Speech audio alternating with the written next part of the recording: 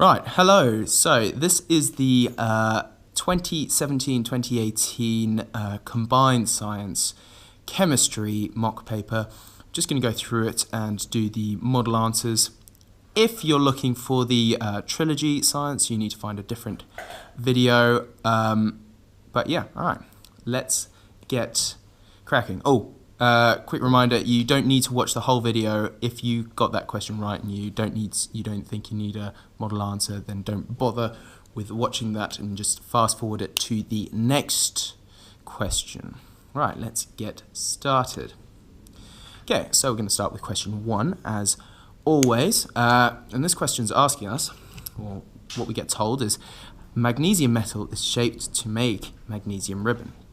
And this is explain why metals can be shaped. So this is thinking about properties of a metal. Now the property in question here is that they are malleable, but notice it's not asking you what the name of the property is, it's asking you why they can be shaped.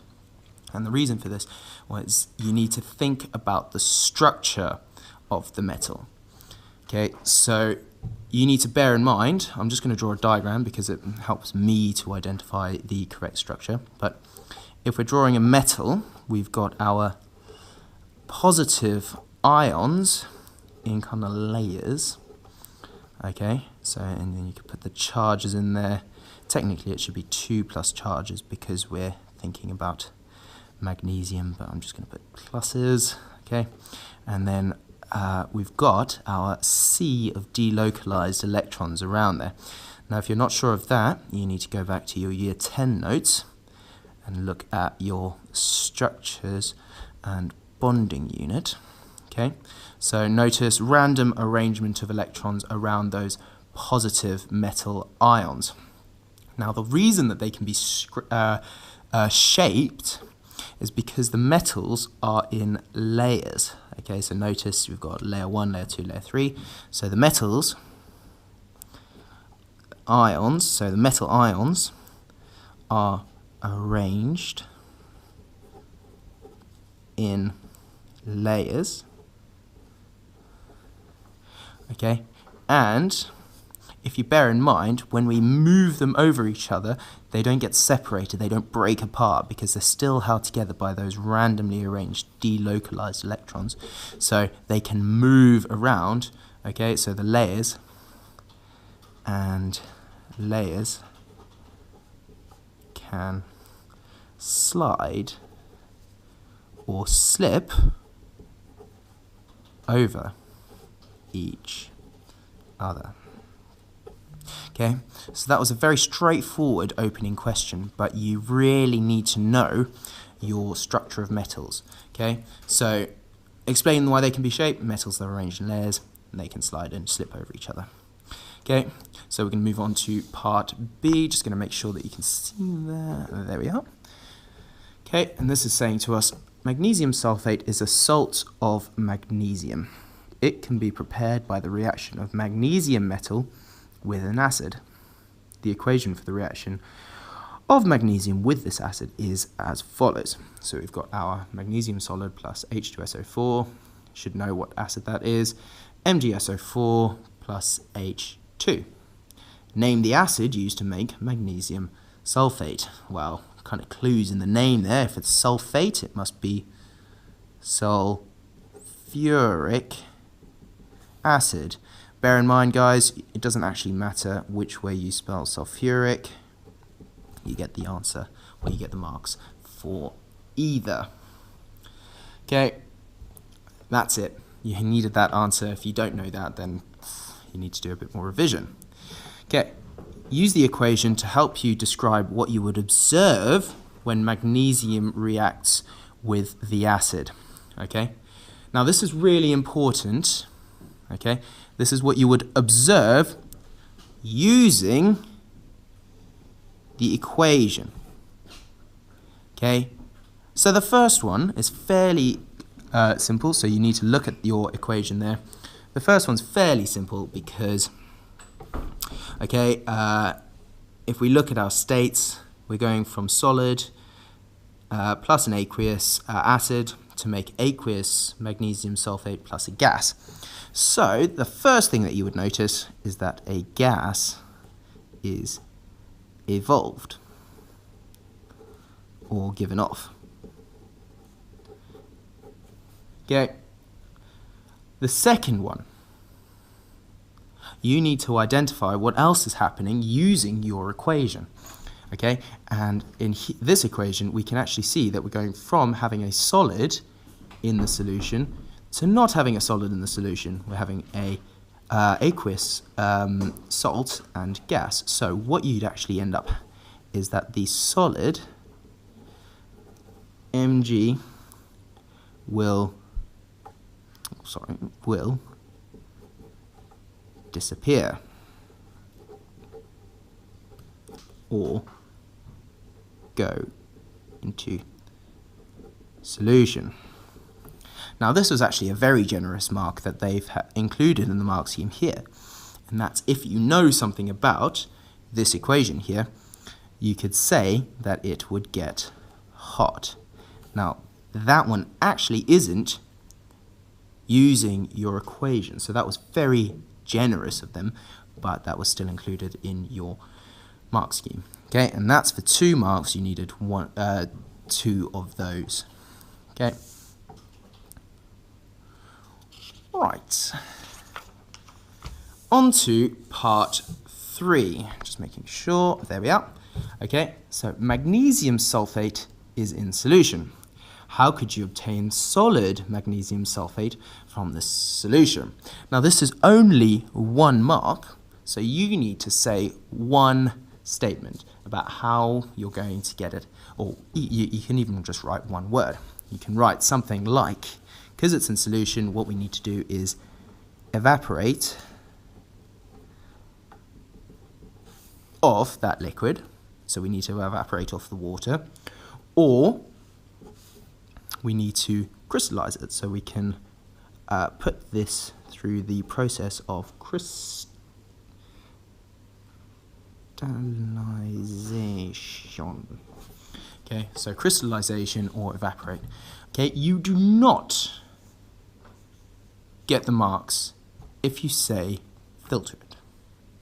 Okay, because filtering it just separates solids from liquids, whereas we want to separate an dissolved solid from a liquid. Okay, you do, however, get the mark for writing heat it,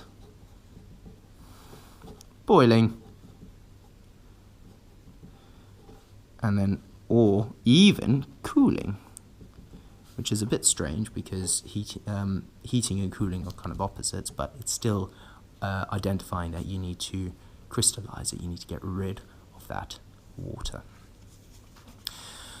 Cool. So that's question 1. Moving swiftly onwards to question 2. Okay. And we'll just go through the question. So you should be reading the question every time you start one. So fossil fuels contain carbon and hydrogen. Use the chemistry data sheet to help you answer this question. Complete the figure below to show the electronic structure of a carbon atom. Now, I'm pretty clever, okay, and I know that if I looked at my periodic table, I'd have carbon in the middle there, and the big number would be 12 and the small number would be 6. Okay, so that's your periodic table entry. Using that, you should be able to fill in the electronic structure, because you should know that it's got 6 electrons, and we know that they fill from the inside layer outwards, and the inside layer has 2 electrons max, and then you've got 1, 2, 3, 4 in the second layer. Cool. Really easy marks. Wow, really easy mark. Okay. Next, complete the word equation for the oxidation of hydrogen. Okay, remember oxidation is when a substance gains oxygen, so we've got hydrogen reacting with oxygen. Okay, now when hydrogen reacts with oxygen, we actually make water. Okay, but you get hydrogen oxide as a mark for that. So, okay, if you don't know that, all you needed to do was think about the 2 elements reacting together. Okay. Part B. Coal is a fossil fuel. Coal contains the elements hydrogen, sulfur, oxygen, and carbon. Name 2 products of burning coal that have an impact on the environment. What impact does each of the products you named have on the environment? Okay, so notice this is kind of a two-parter. We've got part 1 and part 2. Okay, so for each product, you need to say one impact. Okay, and it's given us a bit of a hint here. So we've got hydrogen, sulfur, oxygen, and carbon. So 2 products of burning coal. From here, we can see that there's actually 3 products because oxygen actually is used in burning, so we can discount that one. We've got carbon reacting with oxygen, sulfur reacting with oxygen, and hydrogen reacting with oxygen. Okay, so firstly, we're going to start with, you know what, we're going to discount hydrogen as well because it doesn't really have, well, when hydrogen reacts with water, with oxygen, water doesn't really have that much of an impact on the environment. Okay, so we're going to start with sulfur. Okay, so sulfur reacting with oxygen makes sulfur dioxide. Okay, you need to have the dioxide there. That's very important, okay, because that's the toxic gas. And sulfur dioxide in the environment, it dissolves in rain clouds and it actually causes acid rain. That's one product, one impact. Okay, so that's the first one. Okay, number 2, we could have carbon reacting with oxygen. Okay, because that's burning. Okay, so carbon reacting with oxygen makes carbon dioxide. And carbon dioxide causes global warming. Or contributes to greenhouse effect.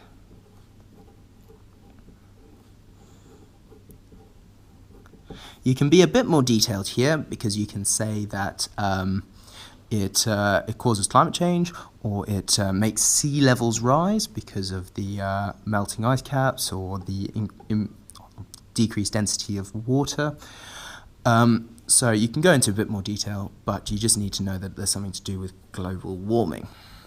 Okay. A third, so those would get you your full marks because you've got 1, 2, 3, 4 marks, okay? But just in case you didn't get either of those 2, you could have had carbon reacting to make carbon monoxide, okay? And remember, this is that toxic gas is a toxic gas, okay? Or you could even have carbon as a solid, or carbon particulates,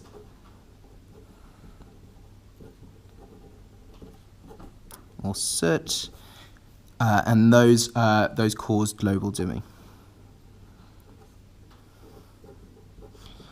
Global dimming. Now, what I noticed when I was marking a few of these is that you weren't actually writing down the product, you were just writing that sulfur causes acid rain. Notice you lose that mark for the first point, but you do get your causes mark. Okay, so hopefully, guys, you can see where you might have gone wrong there.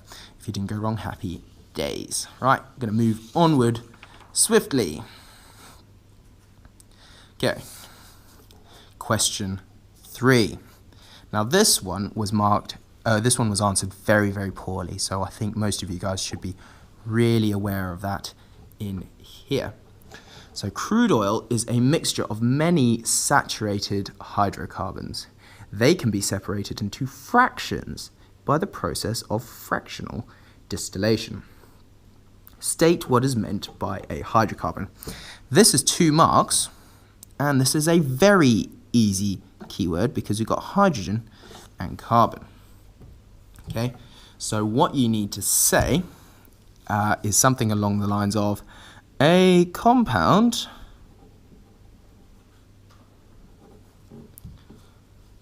only for 1 mark containing hydrogen and carbon atoms. Okay, now this was it was quite frustrating because if you missed out the word only, you missed out a mark. Okay, so that only is worth 1 mark in this question because you need to know that it contains hydrogen and carbon atoms, but then something like ethanol also does, but that also contains oxygen, whereas a hydrocarbon only contains hydrogen and carbon. Next, saturated. Okay, so a saturated hydrocarbon, if you cast your minds back to the organic chemistry that we learned last year, is a hydrocarbon or a substance, we're going to say hydrocarbon, that contains only single bonds or no double bonds, or a bit more kind of convoluted, but it contains the maximum amount of hydrogen atoms. Okay, so that was only worth 1 mark. You basically needed to say that it only contains single bonds or no double bonds. Okay, so no double bonds. Now fractions, okay, if you remember back to our organic chemistry module last year, okay, if we undergo the process of fractional distillation, okay, the crude oil is separated into fractions, and these are molecules of similar chain length. Okay, so for example, fractions that you might get out of your fractional distillation column might include things like petrol, which are molecules around 8 carbons long. So 8 carbons is octane, so you might have heptane and you might have nonane in there as well. And because it's a mixture of those 3, it's what we call a fraction. If they have similar chain length, they will have similar boiling points or limited range of boiling points. Okay, so that's really important, and that's that links quite clearly to the unit that we did last year. So if you weren't sure about that question, you need to go and relearn those key words, and that's very important. Okay, so we're moving swiftly onwards yet again, okay, and we're on to question 4. Okay, once again, always reading through your information because this might give you quite a lot of kind of help towards the right answers. So a student investigated the rate of reaction between marble and hydrochloric acid. The student used an excess of marble. Notice excess of marble. The reaction can be represented by this equation. So it's CaCO3, which is a solid, plus 2HCl, which is aqueous, going to make CaCl2, which is aqueous, and H2O, which is liquid, and CO2, which is a gas. A student used the apparatus shown in the diagram. So we've got cotton wool, we've got dilute HCl, marble chips, and we've got our balance. The student measured the mass of the flask and contents every half minute for 10 minutes. The results are shown on the graph. Use the graph to answer the questions. Okay, so that's our information. We're obviously going to be looking at our graph first. Okay, part A, complete the graph opposite by drawing a line of best fit. Okay, so it should just say above. Okay, looking at this, guys, this has got an obvious trend in the data. If you draw a straight line here, you have done it completely wrong. You need to go back and learn how to draw a line of best fit. This is math. This is not maths. This is chemistry. You're allowed curved lines of best fit. Notice, however, okay, so we've got our data going quite nicely along our trend here. Okay, really nicely along our trend, really nicely. Oh, what's happened here? Okay, there's a little bit of an increase here where it goes before it goes back down. So because this one doesn't fit the trend, and you can see that there's quite literally a trend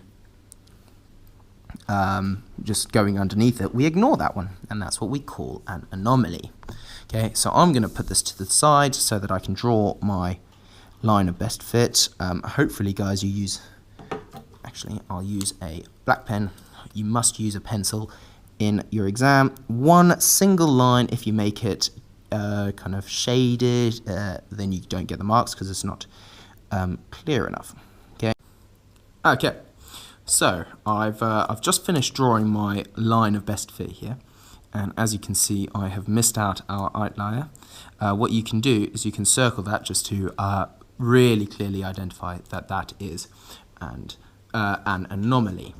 Okay, so with this, you get, on the mark scheme, it says that you get plus or minus half a square. So notice I'm plus or minus half a square there, plus or minus half a square there. Okay, so I would get these marks because I'm only plus or minus half a square out. So obviously you need to be quite careful about your line of best fit. Okay. Part B. Why did the mass of a flask and contents decrease with time?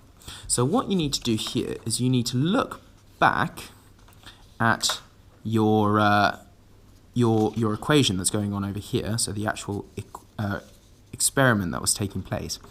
And we had our calcium carbonate reacting with our hydrochloric acid to make calcium chloride, water, and carbon dioxide gas. Okay, so we've got solid and aqueous, aqueous and liquid, so those ones are all going to stay inside of the flask, but this gas is going to be given off. Okay, so what you need to say is that their gas was given off, or CO2 was given off. Anything basically saying that anything kind of portraying the idea that gas is produced or formed. Okay. Next one. After how many minutes had all of the acid been used up? Okay. So what you need to do now is look back at our graph. Okay. So when there's no more acid, because our calcium carbonate was in excess, and you said that you saw that from the information in the question, when there's no more acid left, okay, there obviously can't be any more reaction because you can't react calcium carbonate with nothing. Okay, so that's going to be where the mass stays the same because that is at the point that our reaction finishes. So we can have a look, okay, and you can see that it flattens at 7 minutes and it stays flat. Okay, so it's at 7 minutes. It's at 7 minutes that our reaction has finished, so that's after how many minutes the acid had been used up. Okay, next. The student repeated the same experiment, or at a higher temperature. All other variables were kept the same as in the first experiment. The rate of the reaction was much faster. Draw a line on the graph to show what the results for this experiment might look like. Okay? So, everything was the same except it was at a higher temperature. Okay? So because everything was the same, we've got the exact same amount of acid.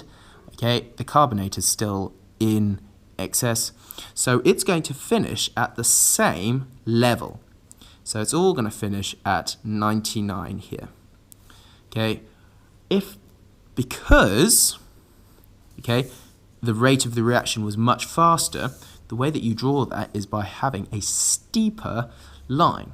Now, because we're measuring how the mass changes, or the mass decreasing, it's going to be decreasing faster in the same amount of time. So you can draw a line of that, okay, and then when you get to 99, that's when you need to start leveling it out, okay, and it should stay level at 99.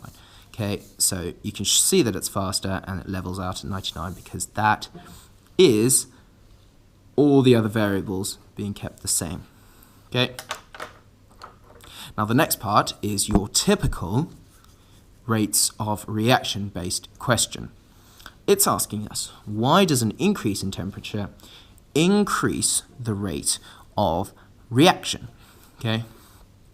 So what you need to think about is the particles. Okay, so when we increase the temperature, so increasing the temperature means that particles or molecules or atoms or ions within the solution, particles I'm going to say because I'm relating this to particle theory, in the solution have more energy. Okay? Because they have more energy, they will move faster. So particles therefore move faster. Okay, now you can visualize this. If they're moving faster, okay, there's going to be more collisions, okay, but they're going to be colliding more often also, so more frequent collisions, or they collide more often. Okay, so they collide more often, or there's more frequent collisions. Okay, there's a greater chance of collisions.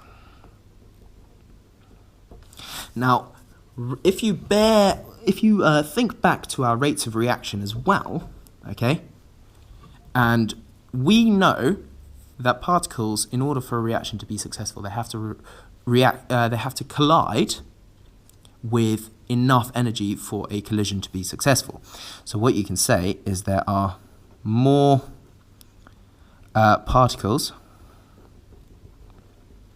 with energy above activation energy,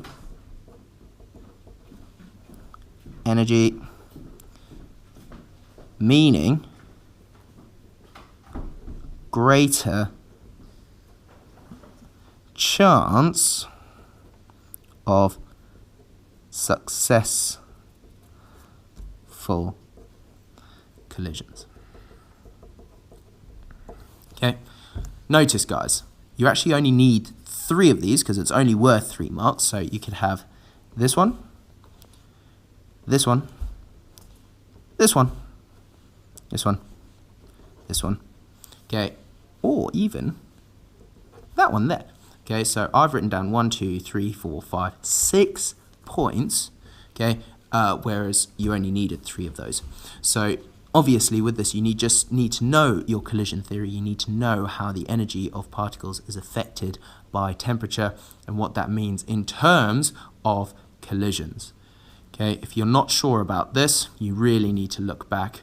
Okay, and if I have a look at the mark scheme here, okay, so you've got particles, they have more energy, they move faster, collide more often, or there's more chance of collisions, or they bump into each other more. Okay, notice frequency, more. Okay, you need to say more because they're still going to be bumping into each other even if they are lower temperature. It's just they're going to be bumping into each other more.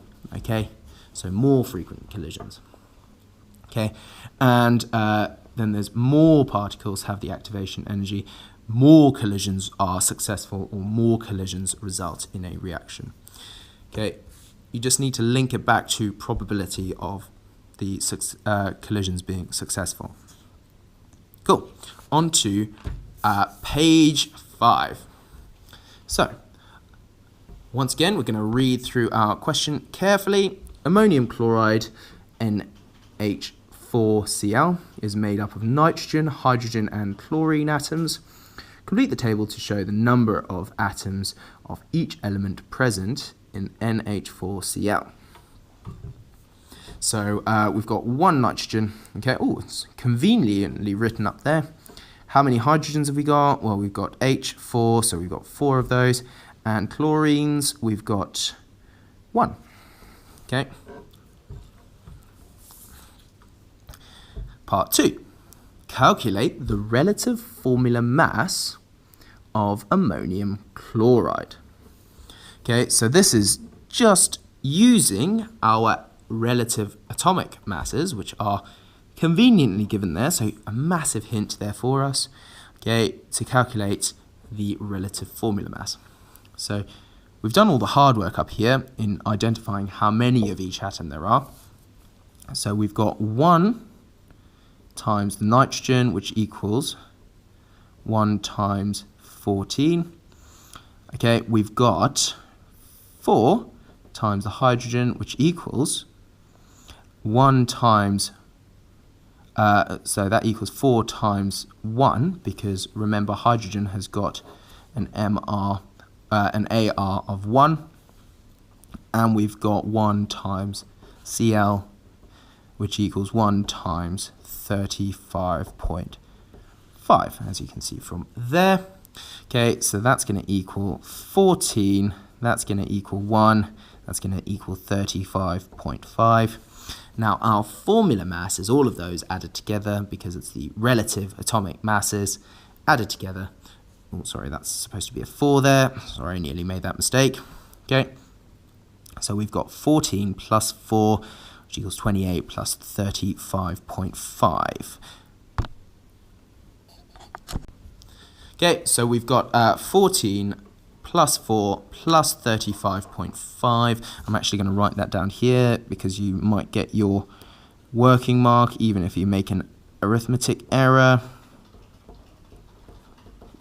Okay, crack out your calculator. So we've got 14 plus 4 plus 0.5 equals 53.5. 53.5. So 53.5.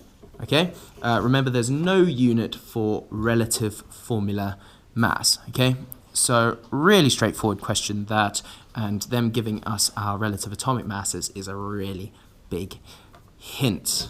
Okay, the next question. The balance symbol equation for the reaction is as shown. We've got H2 gas plus Cl2 gas going to make 2HCl gas. Okay, starting with 2 grams of hydrogen, what mass of hydrogen chloride would be produced? And it's given us our masses again there. So guys, this is where we use our table. Okay, so we need to find out our magic triangle, and the units that we were given are grams, so we've been given a mass, so we can use mass, number of moles, and MR. Okay, so that's our magic triangle.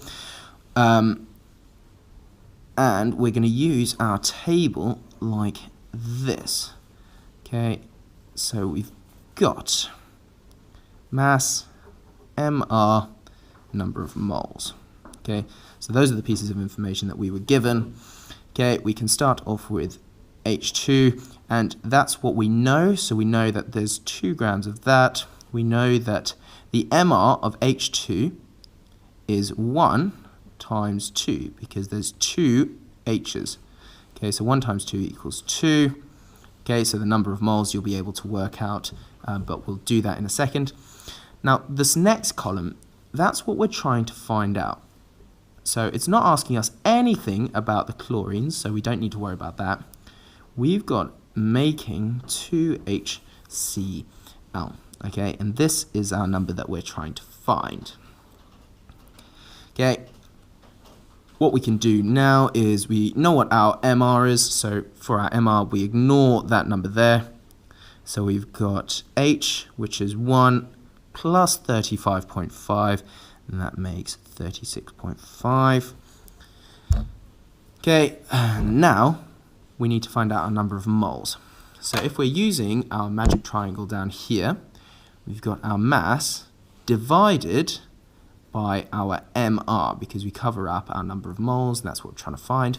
So 2 divided by 2 is 1, but if you don't believe me, 2 divided by 2 equals 1. Nifty. Okay, so 2 divided by 2 equals 1, so there's 1 mole of that.